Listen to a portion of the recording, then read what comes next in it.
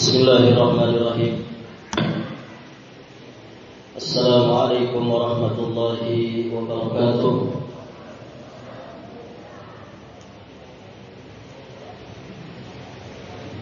Alhamdulillahilladzi arsala rasulahu bil huda wa dinil haqq liyudhhirahu 'ala ad-dini kullih walau karihal musyrikun.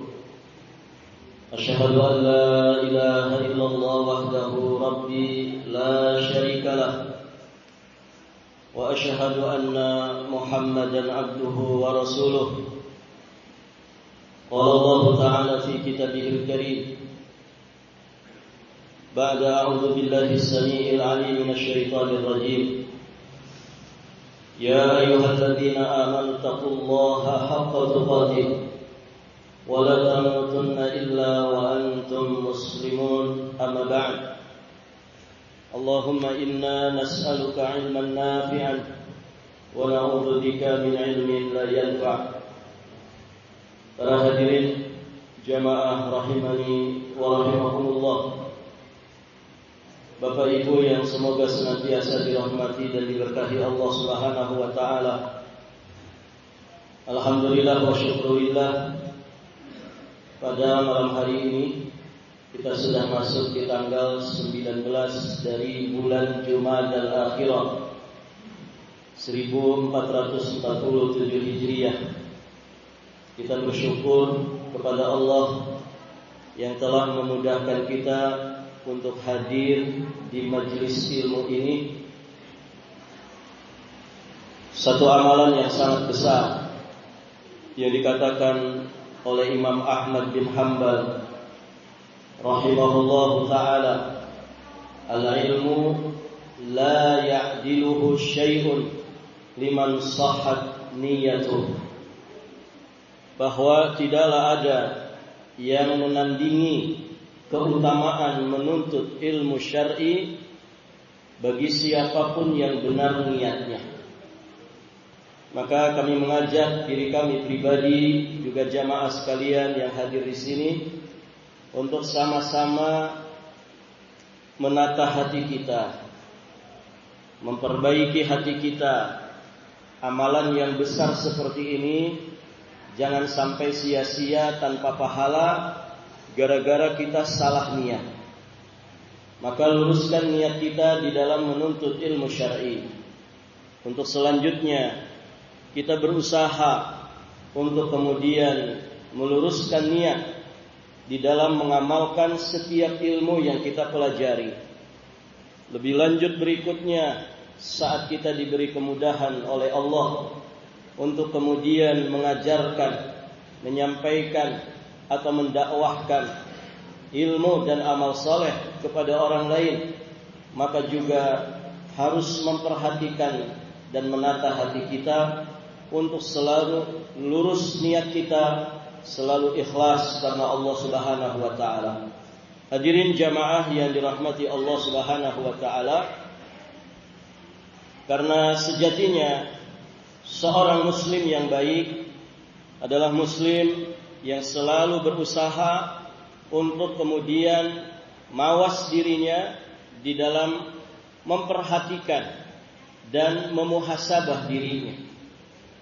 Di dalam sebuah riwayat, Nabi sallallahu alaihi wasallam beliau mengatakan, riwayat yang diterima dari jalan sahabat yang mulia Anas bin Malik radhiyallahu taala anhu, kata Nabi, tuba liman syaghalahu aibuhu an uyubin nas.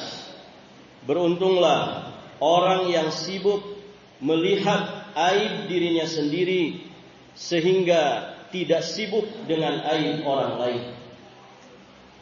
Nabi sallallahu alaihi wasallam menyatakan di riwayat Imam Tabrani, Imam Al-Baihaqi yang tadi kita bacakan, bahwa orang yang sibuk melihat aibnya sendiri sehingga dia tidak tersibukkan dengan aib orang lain, dia mendapatkan tuba. Tuba itu kata para ulama, keberuntungan, kebahagiaan dan keselamatan yang tanpa batas. Sebagian mengatakan tuba itu adalah sebuah pohon yang ada di dalam surga Allah Subhanahu wa taala. Artinya keberuntungan yang begitu besar yang akan didapatkan oleh mereka yang senantiasa sibuk ngurusin aibnya sendiri untuk diperbaiki daripada sibuk ngurusin aibnya orang lain. Berarti kebalikannya, hadirin jamaah yang dirahmati Allah. Wa wailun liman nasiya aibuhu wa tafarraqa li uyubin nas. Maka wail, celakalah. Wail juga dikatakan sebuah lembah yang ada di neraka. Wail, celakalah. Bagi siapa? Bagi orang yang melupakan aibnya sendiri, namun ternyata dia sibuk dengan aibnya orang lain. Na'udzubillah, summa na'udzubillah. Hadirin jamaah yang dirahmati Allah, kalau di televisi ada acara yang namanya Gibah Bersama, walaupun acara itu judulnya tidak pakai itu, tapi isinya membicarakan rumah tangga orang, membicarakan tentang informasi seseorang, bahkan aibnya seseorang, luar biasa para jamaah. Ternyata acara-acara seperti itu paling digandrungi oleh warga masyarakat plus 62. Ratingnya selalu tinggi, menunjukkan bahwasannya banyak manusia itu senang dengan yang namanya qil wa qal, senang dengan yang namanya gibah. Nas'alullah as-salamata wal afiyah. Maka sibukkan diri kita untuk kemudian selalu melihat, memperhatikan, selanjutnya memperbaiki setiap aib yang ada pada diri kita sendiri. Para jamaah sekalian yang dirahmati Allah Subhanahu wa taala, maka ketika orang itu sering memperhatikan aib dirinya sendiri, akhirnya kemudian muncul kesadaran tentang kekurangan dirinya. Dan orang yang mengakui kekurangan diri sejatinya itu termasuk akhlak yang mulia. Kata para ulama, al-mukirru bit-taqsid ay bil azzi anit ta'ah abadan mahmud. Kata para ulama bahwa orang yang mengakui kekurangan dirinya, yaitu dengan terus-menerus dia merasa lemah atau merasa kurang di dalam ketaatan, maka itu sejatinya adalah hal yang terpuji. Jangan kebalikannya para jamaah. Banyak orang itu yang aib, apa istilahnya, gajah, semut di seberang lautan, begitu nampak jelas gajah di pelupuk mata sendiri tidak kelihatan. Maksudnya apa, Pak? Maksudnya apa itu? Pepatah itu? Hah? Apa itu maksud pepatah itu apa? Orang yang begitu pandai, begitu teliti mengecek, mendata aibnya orang lain, tapi dia lupa dengan aibnya sendiri. Ya. Kalau dengerin ceramah, begitu ya, ustadznya menyampaikan sesuatu, dia tiba-tiba dia nyolek temannya yang di samping. Tuh kan, si ustadz sedang menjelaskan seperti tetangga kita itu. Itu si ustadz sedang nyinggung teman kita itu. Begitu kan teman kita itu, begini-begini, persis seperti yang diucapkan oleh si ustadz. Tapi para jamaah, dia lebih hafal aibnya orang daripada aibnya sendiri. Na'udzubillah. Ini hadirin jamaah yang dirahmati Allah, sejatinya berbahaya. Kenapa? Karena manusia itu sejatinya akan mempertanggungjawabkan segala sesuatunya tentang dirinya sendirian nanti di hadapan Allah. Maka kalau kemudian orang itu lengah, lalai dengan aibnya sendiri, akan banyak kemudian kekurangan-kekurangan pada dirinya tidak sempat diperbaiki sebelum dia itu mati. Hadirin jamaah yang dirahmati Allah. Maka disinilah seorang muslim yang baik itu harus memiliki sensor iman. Maksudnya adalah semacam perangkat di dalam dirinya sebagai pengingat jika dia melakukan satu kesalahan atau satu perbuatan dosa. Hadirin jamaah yang dirahmati Allah. Ini penting. Ya, bagaimana seseorang itu memiliki sensor yang baik di dalam jiwa dan raganya sehingga dia begitu mudah mendeteksi setiap kesalahan, setiap aib, cacat dan kekurangan dirinya. Maka dikatakan oleh sahabat yang mulia Abi Darda radhiyallahu taala anhu, beliau mengatakan, inna min fiqhil abdi an yata'ahada imanahu wa ma naqasa minhu.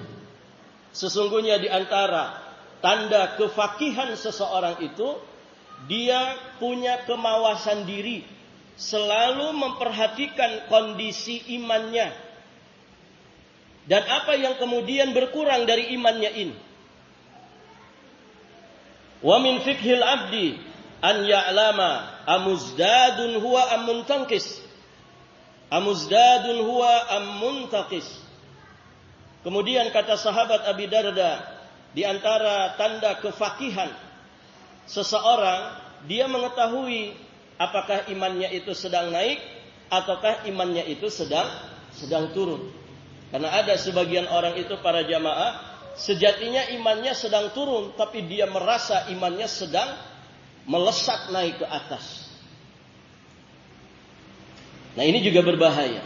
Maka ciri kefakihan seseorang itu, dia bisa mendeteksi apakah iman saya ini bertambah ataukah iman saya ini justru berkurang. Kemudian beliau mengatakan, wa inna min fiqhir rajul an ya'lama nazaghati syaitan anna ta'tihi. Kata sahabat Abi Darda, juga di antara tanda kefakihan seseorang, dia pun mengetahui kapan godaan setan itu datang kepadanya, sehingga dia bisa menepisnya, dia bisa memprotek dirinya, bahkan dia bisa mengusir waswasa atau godaan syaitan itu yang akan menghinggapi hatinya atau dirinya. Hadirin jamaah yang dirahmati Allah Subhanahu wa taala. Maka Nabi sallallahu alaihi wasallam, ya, beliau menyatakan, ini pentingnya orang itu punya sensor iman untuk mendeteksi segala aib, cacat, kekurangan pada dirinya, supaya segera cepat diperbaiki, sehingga hal itu tidak menjadikan dirinya terperosok pada penyakit yang disebut dengan futur, yang kemudian berlarut-larut dan berkepanjangan. Maka Nabi mengatakan di riwayat Imam Ahmad, inna likulli amalin syirrah wa likulli syirratin fatrah, faman kanat fatratuhu ila sunnati faqad aflah, wa man kanat fatratuhu ila ghairi dzalika faqad halak. Kata Nabi sallallahu alaihi wasallam, sesungguhnya tiap-tiap amalan itu ada masa-masa semangatnya, dan di masa-masa semangat itu terkadang juga ada masa-masa futurnya.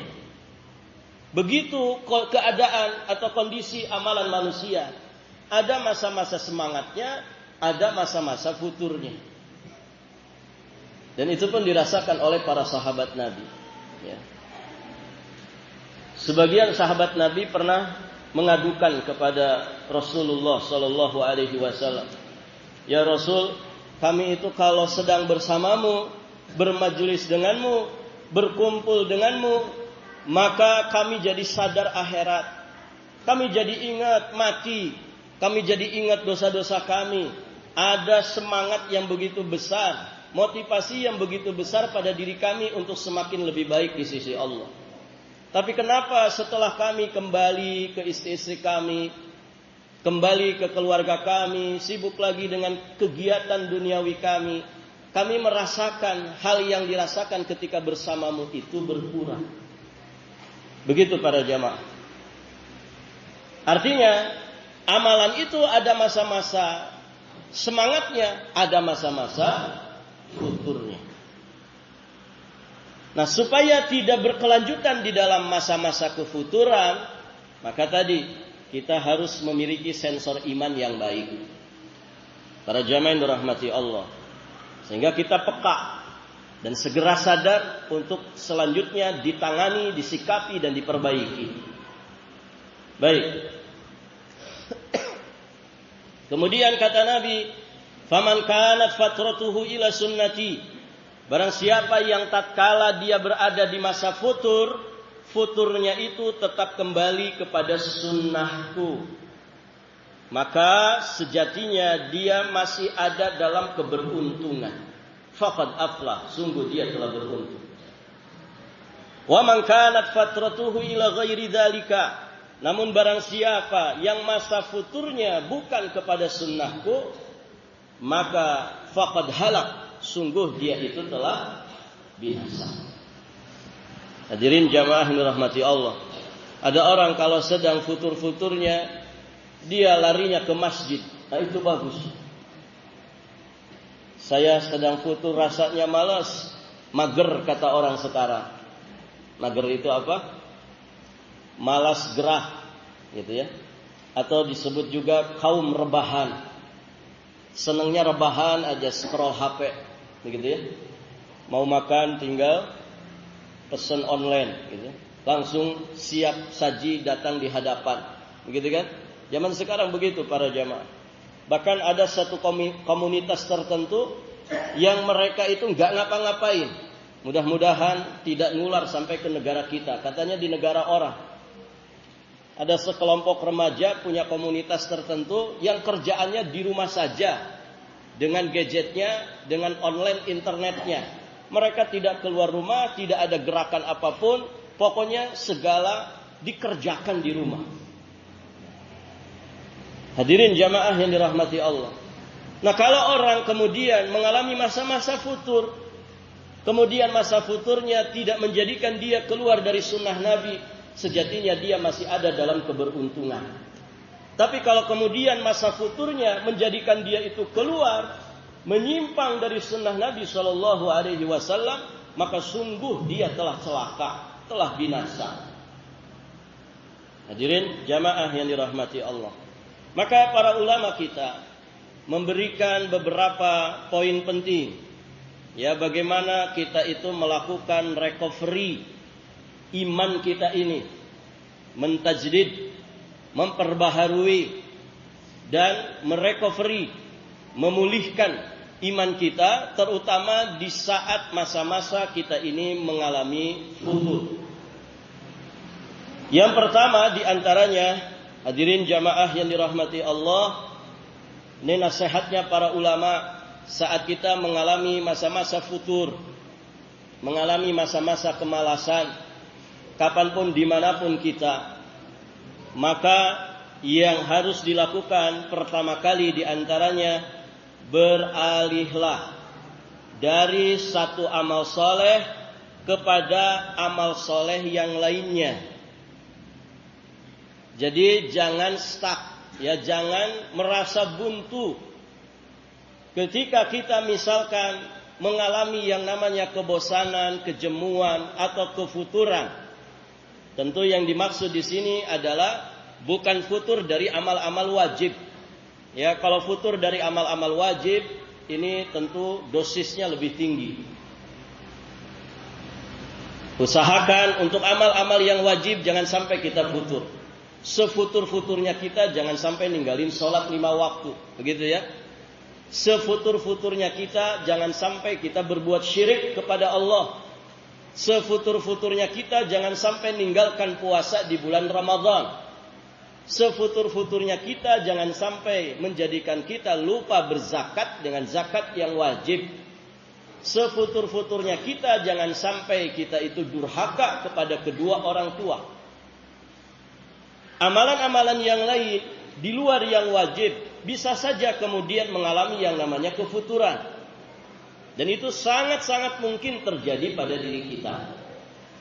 Maka mesti diantisipasi. Salah satu caranya tadi, beralihlah dari satu amal soleh kepada amal soleh yang lainnya. Atau bisa saja melakukan amal soleh dengan cara yang berbeda, selama di dalam ketetapan syariat. Saya kasih contoh, para jamaah yang dirahmati Allah.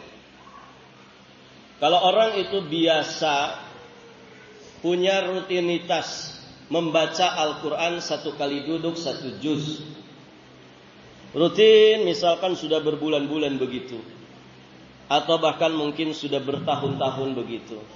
Kemudian suatu ketika dia mengalami masa yang futur, maka coba kita beralih, memvariasikan cara beramalnya. Kalau kemudian 1 kali duduk kita futur, maka bisa dibagi-bagi. Mungkin sebelum sholat 2 halaman, setelah sholat 2 halaman. Jadi dibagi-bagi, dipecah-pecah, sehingga amalannya sejatinya tetap utuh, walaupun dengan cara yang berbeda. Kalau 1 juz 1 kali duduk, Masya Allah, bisa 30 menit atau sampai 40 menit. Nah, kalau kemudian kita futur dengan itu, coba dipecah, dibagi-bagi. Mungkin qobliyah salat, kita baca 2 halaman Al-Quran, kemudian ba'diyah salatnya 2 halaman. Jadi 1 kali salat berapa? 4 halaman. Dikalikan 5 kali salat sama dengan 20 halaman. Mushaf standar cetakan Madinah itu 1 juznya 20 halaman atau 10 lembar bolak-balik. Sehingga amalan itu tidak hilang, tapi kemudian caranya yang berbeda.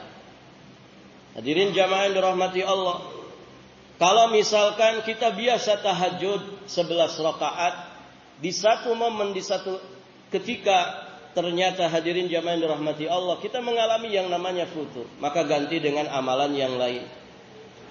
Mungkin cukup 4 rakaat atau 6 rakaat, witirnya 1, biasanya 11 misal.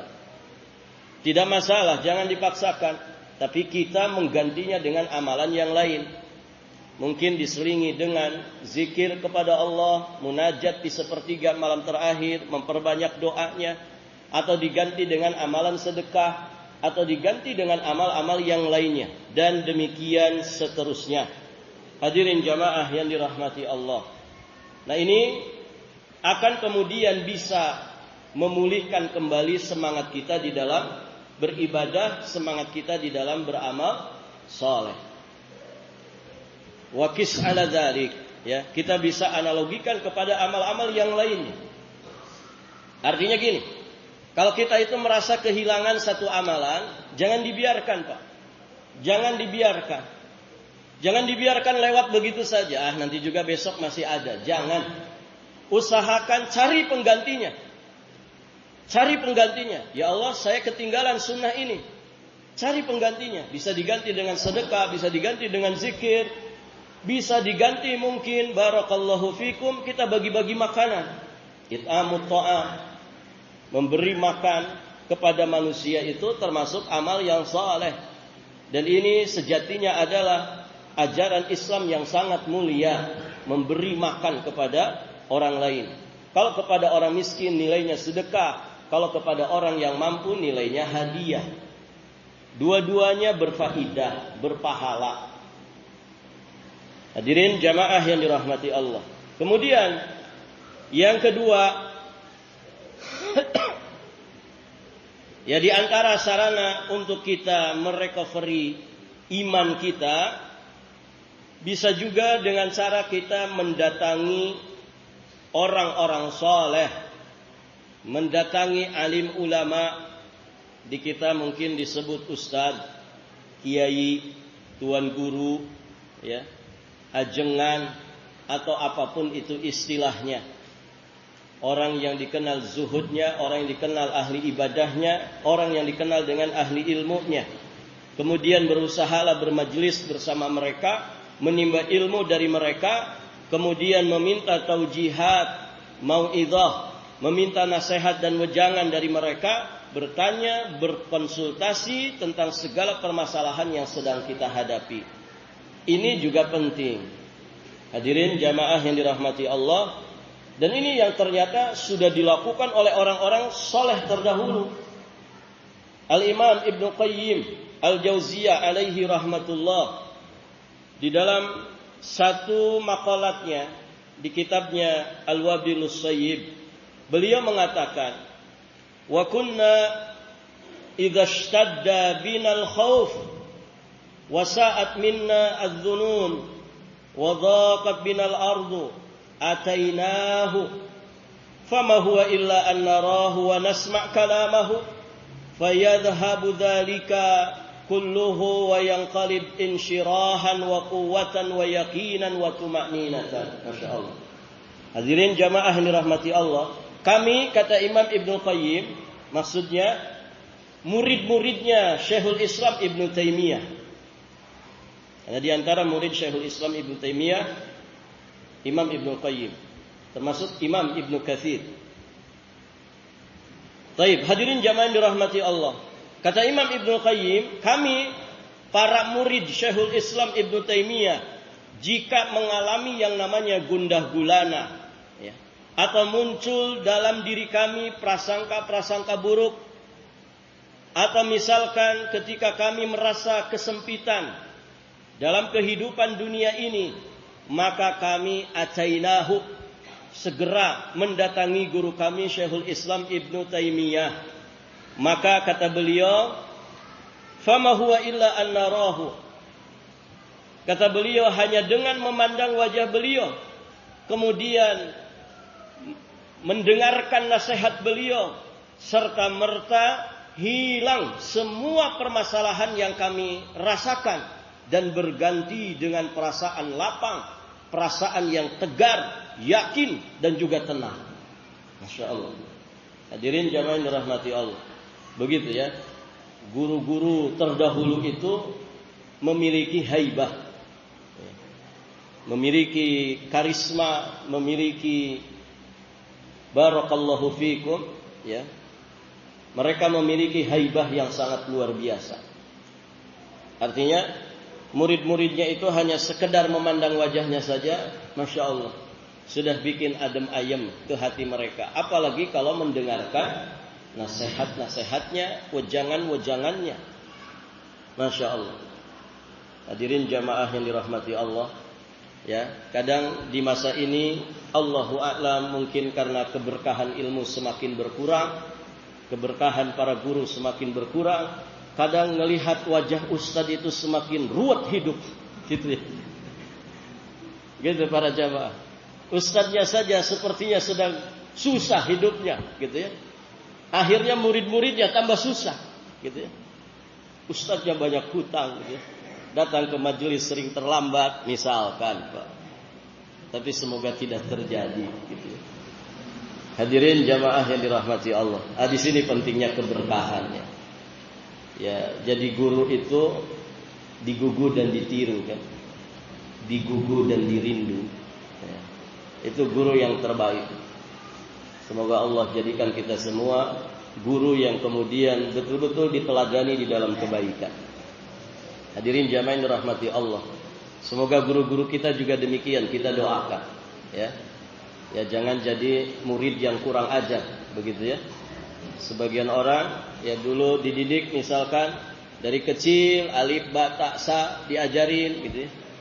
Ternyata setelah tumbuh berkembang dewasa, dia pergi berangkat belajar sampai titelnya berderet, gitu ya, LCMA, doktor, ya. Akhirnya kemudian tidak hormat lagi kepada gurunya sendiri, malah gurunya ditahdzir habis-habisan. Jangan ngaji ke si fulan, ya, si fulan tuh begini, itu imitasi, yang di sini asli, gitu ya. Masya Allah, ya. Padahal dia dulu ngerti Iqra, dari Iqra 1 itu dari guru. Sedahsyat itu. Hadirin jamaah yang dirahmati Allah. Dan ketika orang itu belajar tidak pakai adab, maka itu salah satu sebab terbesar, ya, zawalu barokatil ilmi, hilangnya keberkahan ilmu. Ya. Kadang lagi ngaji saja, ustadznya itu digibahi. Gitu.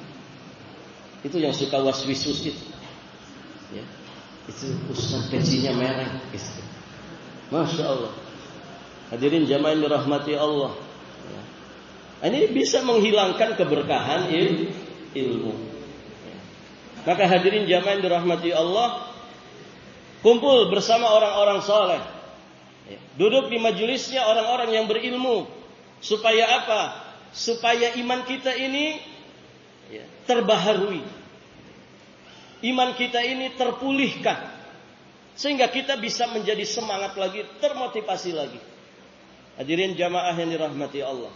Maka usahakan para jamaah, kalau kita itu sedang belajar, kalau kita sedang duduk di majelis ilmu, kalau kemudian ada sesuatu yang mengena di hati kita, dan itu seolah-olah nyindir kita, padahal ustaz itu sebetulnya nggak pernah nyindir siapapun, ya kan?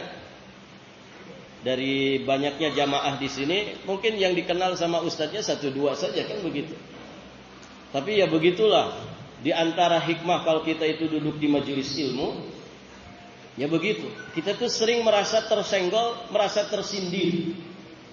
Ustadznya nyindir saya, gitu ya. Ada jamaah, para jamaah, 1 jam dia duduk di majelis taklim, kemudian keluar dari majelis taklim, dia tanya temannya, itu tadi siapa ustadz yang ngisi? Emang kenapa? Dia 1 jam ceramah, nyindir saya semua. Ustadznya tidak kenal si bapak ini, bapaknya itu juga tidak kenal ustadznya. Ya alhamdulillah para jamaah, kalau orang itu duduk di majelis taklim merasa tersindir, merasa tersenggol, mohon maaf, berarti Anda itu salah jalan. Makanya harus melipir, minggir, perbaiki jalan Anda. Jangan jalan di tengah, ketabrak, gitu.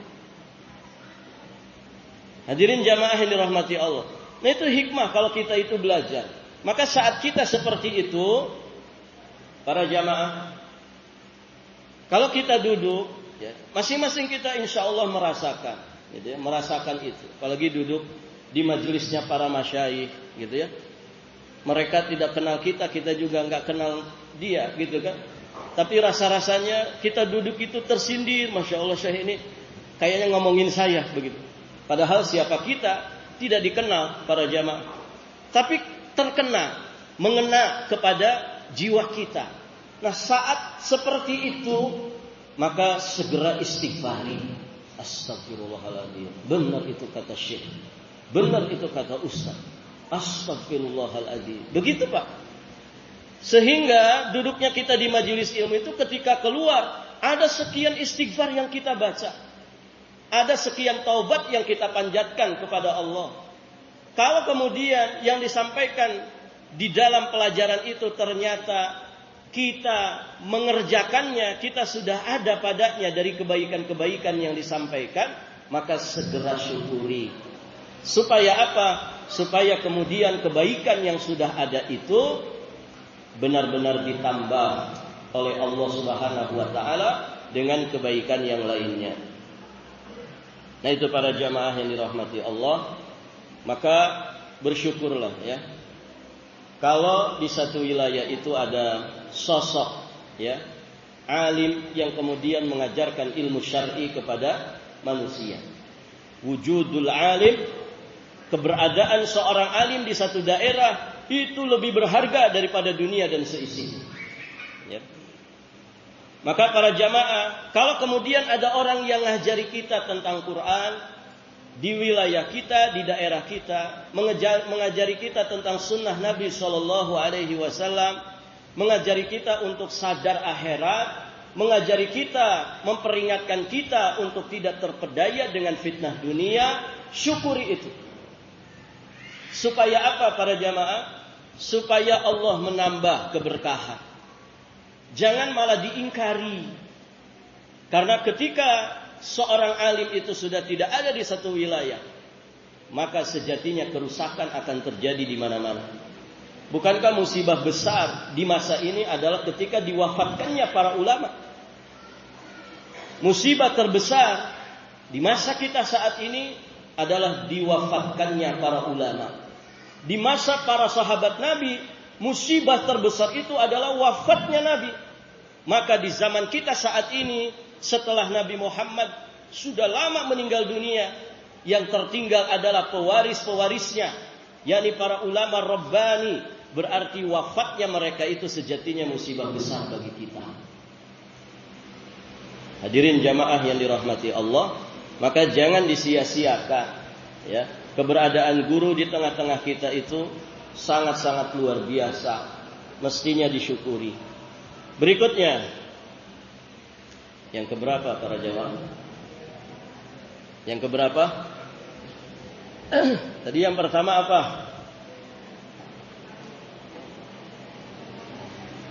Disimak gak ini? Yang pertama tadi apa? Beralih dari satu amal soleh ke amal soleh yang lainnya. Jangan merasa buntu, jangan merasa stuck. Atau kerjakan dengan cara yang lain selama tidak berseberangan dengan syariat. Kemudian yang kedua tadi, kunjungi guru-guru kita, berkumpul dengan orang soleh, bermajelis dengan ahli ilmu. Yang ketiga, para jamaah yang dirahmati Allah,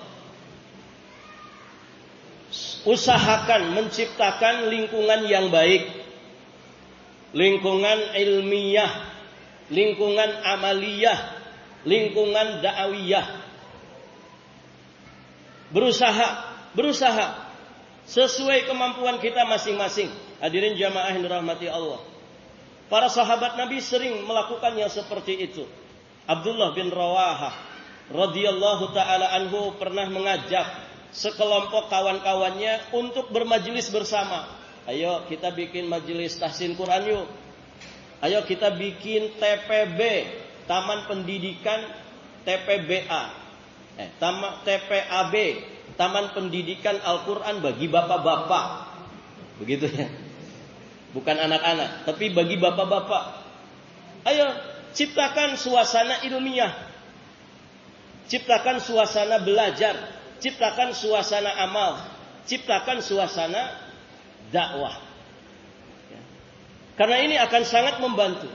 Tadi ya Abdullah bin Rawahah, beliau mengajak teman-temannya untuk bermajelis bersama dengan ungkapannya, ta'alau nu'minu sa'atan.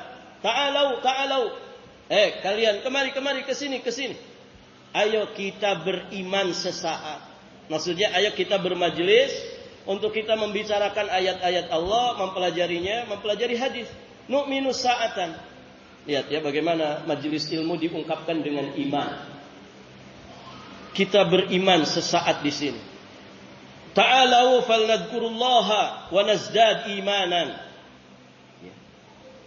Kemarilah kalian untuk mengingat Allah Ta'ala dan menambah keimanan. Ta'alau nadkuruhu bita'atihi. Ayo kemari kalian untuk mengingat Allah Subhanahu wa Ta'ala dengan amal ketaatan. La'allahu yadhkurana bimagfiratihi. Semoga dengan itu Allah mengingat kita untuk memberikan ampunan kepada kita. Begitu para jamaah. Maka ada jadwal yang tidak boleh ditinggalkan. Jadwal ngaji, jadwal taklim.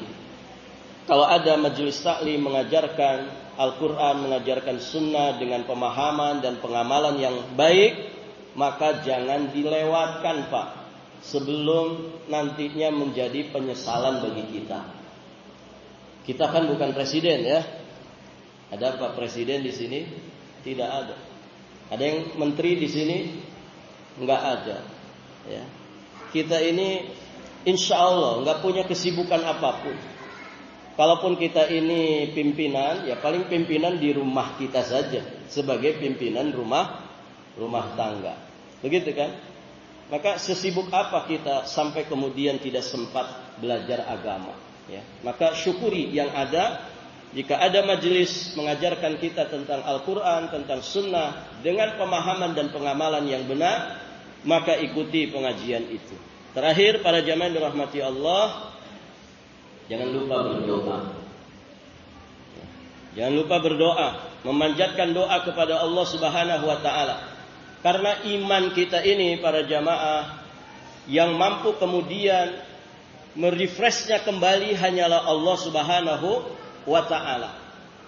Allah Maha Kuasa tentang itu. Maka di sebuah riwayat dari Imam Al-Hakim, Nabi mengatakan, innal iman la yakhluqu fi jawfi ahadikum kama yakhluqu thawb fas'alullaha an yujaddidal iman fi qulubikum. Sesungguhnya iman itu benar-benar menjadi usang di dalam tubuh seseorang, sebagaimana usangnya pakaian. Iman kita ini Pak bisa saja lapuk, bisa saja usang, bisa rusak, bahkan bisa saja hilang. Maka mintalah kepada Allah supaya Allah itu terus memperbaharui iman-iman kita. Allahumma jaddid imanana. Ya Allah, perbaharui iman kami. Ya. Minta kepada Allah, tawaffana muslima wa alhiqna bis-shalihin.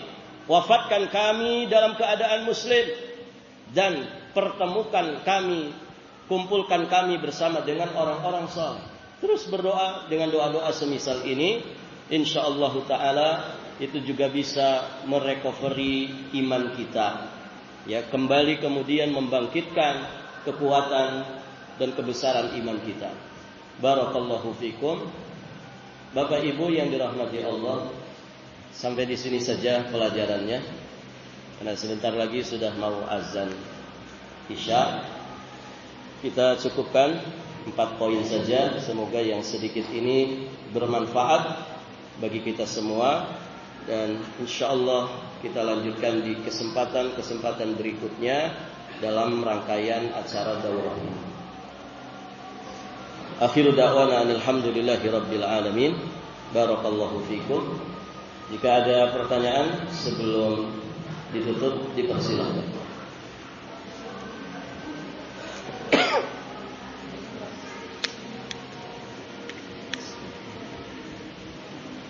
Perkenalkan, nama saya Yusuf Rahman. Umur saya 8 tahun. Ustaz, kan dah lama lagi bulan puasa. Apakah saya dapat pahala kalau puasa dan saya dapat dosa kalau tidak puasa? Masya Allah. Allah yubarik fik. Ja'alakallah minal ulama al-amilin. Hadiah.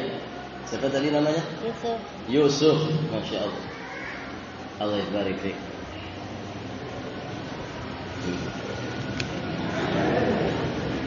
Silakan. Ada pertanyaan dari Ananda Yusuf. Ustaz, sebentar lagi Ramadan. Masya Allah Pak. Ini masih belia ya. Ingat sama Ramadan. Kita sudah jenggotan masa nggak ingat sama Ramadan? Udah ubanan lagi ya. Tidak ingat sama Ramadan. Ini Masya Allah.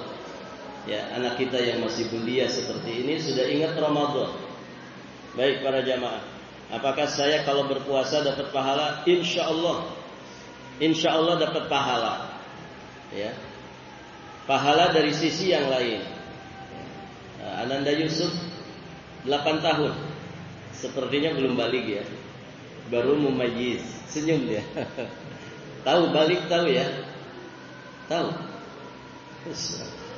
Baik para jamaah, anak yang belum akil, belum balik, para jamaah yang dirahmati Allah, ketika anak itu melakukan kebaikan, maka pahalanya akan dilimpah.